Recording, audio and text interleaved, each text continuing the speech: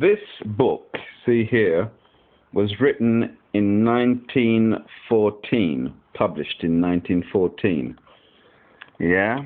It's very interesting. Some of his theories are a bit controversial and a bit outlandish. Yeah, when he talks about secondary characteristics and endocrinology and what have you. We won't go into that. You can read it and come to your own conclusions. It's a bit homophobic. But some of his others are a bit more, shall we say, elucidating. He wrote this in 1914.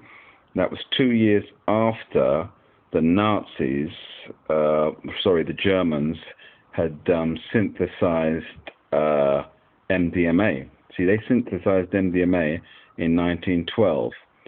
And I believe that, as I said before, they were giving MDMA to the German population to help them become euphoric. I mean, already people are saying that the Nazis were putting fluoride into the water system, and IG Farben were doing stuff. And, you know, ecstasy apparently was sold, and I said this before, as a slimming supplement. And pilots were given speed or amphetamine sulfate to keep them awake, and the guys that did the ACAC guns and that. So I'm a firm believer. I mean, you look at some of Adolf's speeches, and I have said this before, and Adolf is as high as a fucking kite. They're sweating and heated. So anyway, I'm a firm believer that MDMA, ecstasy, wasn't stuck away on the shelf and forgotten about till the CIA got their hands on it. The fucking Nazis were giving MDMA ecstasy to their population. Yeah, and that's why at the Nuremberg rallies and all over the place, they suddenly went euphoric and went out there. I've said this before.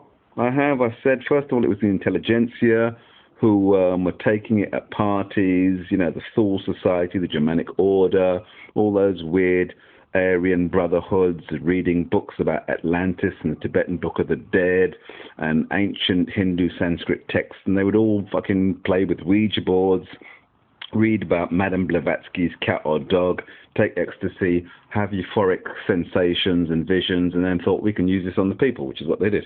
Anyway, this book was written in 1914. Right, now it says here, how can the sun influence the motion of the earth through the void of space?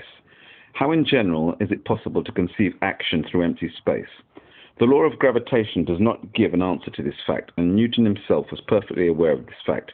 Both he and his contemporaries, Huygens and Leibniz, definitely gave warning against attempts to see in Newton's law the solution of the problem of action through empty space, and regarded this law merely as a formula for calculation.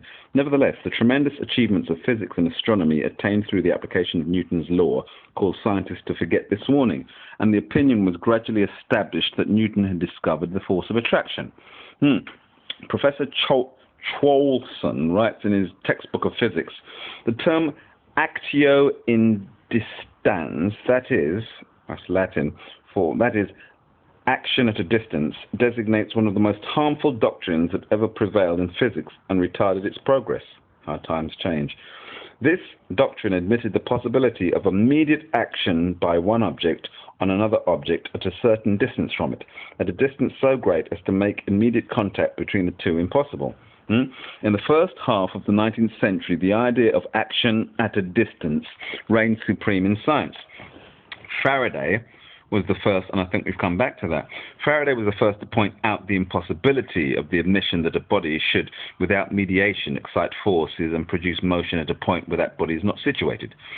Leaving aside the question of universal gravitation, he turned his special attention to magnetic and electric phenomena and pointed out the supremely important part played in this phenomena by the intervening medium which fills the space between the bodies that appear to act upon one another without mediation. At the present time, the conviction that action at a distance should not be admitted in any domain of physical phenomena has obtained universal recognition. This was back in 1914. How times change. But the old physics was able to abandon action at a distance only after it accepted the hypothesis of the universal medium or ether. The acceptance of that hypothesis was equally necessary for the theories of light and electric phenomena as they were understood by old physics. In the 18th century, phenomena of light were explained by the hypothesis of emission put forward by Newton in 1704.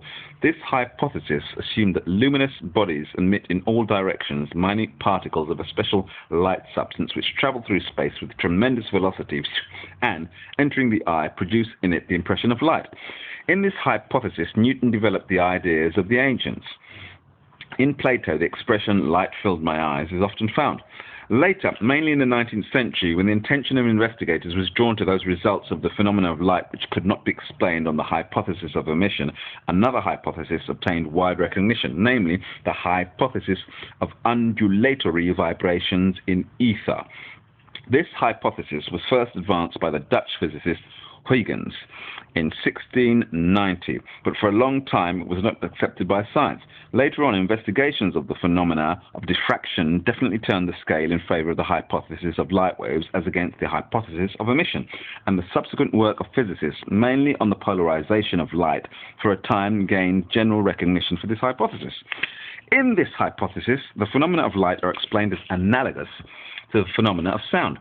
Just as sound results from the vibration of particles of the sonant body and is propagated through the vibration of particles of the air or some other elastic medium, so on this hypothesis, light results from the vibrations of molecules of the luminous body and is propagated by means of vibrations in an exceedingly elastic ether which fills both interstellar space and the space between molecules.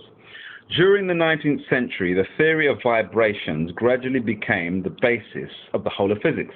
Electricity, magnetism, heat, light, even life and thought, purely dialectically, it is true, were explained by the theory of vibration, and it cannot be denied that in the case of the phenomena of light and electromagnetics, the theory of vibrations gave remarkably convenient and simple formulae for calculation.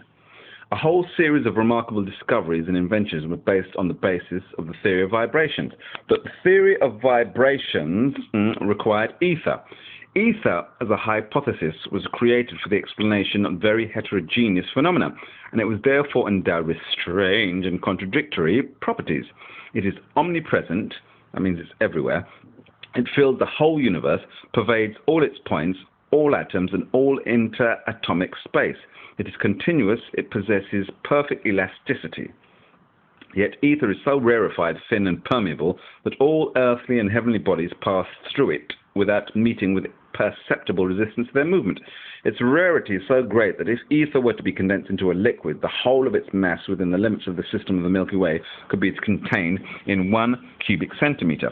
At the same time, Sir Oliver Lodge considered the density of ether to be approximately 1 billion times greater than the density of water. From the latter point of view, the world, I think he means basically the universe, proves to be composed of a solid substance, ether, which is millions of times denser than a diamond. And matter, even the densest matter we know, is merely empty space, a bubble in the mass of ether. Right. Many attempts have been made to prove the existence of ether or to discover facts confirming its existence. Thus, it was recognized that the existence of ether would be established if it were once proved that a ray of light moving faster than another ray of light changes its character in a certain way. It is a known fact that the pitch of a sound rises or falls as the hearer approaches or retreats from it. Doppler's principle. Theoretically, this principle was considered applicable to light. This would have meant that a swiftly approaching or retreating object should change its color as the sound of an engine whistle changes its pitch as it approaches or retreats. But owing to the structure of the eye and the speed of its perception, it was impossible to expect that the eye would notice the change of color, even if such change actually took place. Now, in order to establish the fact of the color of change, it was necessary to have recourse to the spectroscope, that is, to decompose a ray of light and observe every color of the spectrum separately. These experiments gave no positive results whatever, and to prove the existence of the ether by them was not possible. Stay tuned. To be continued. Dun dun dun.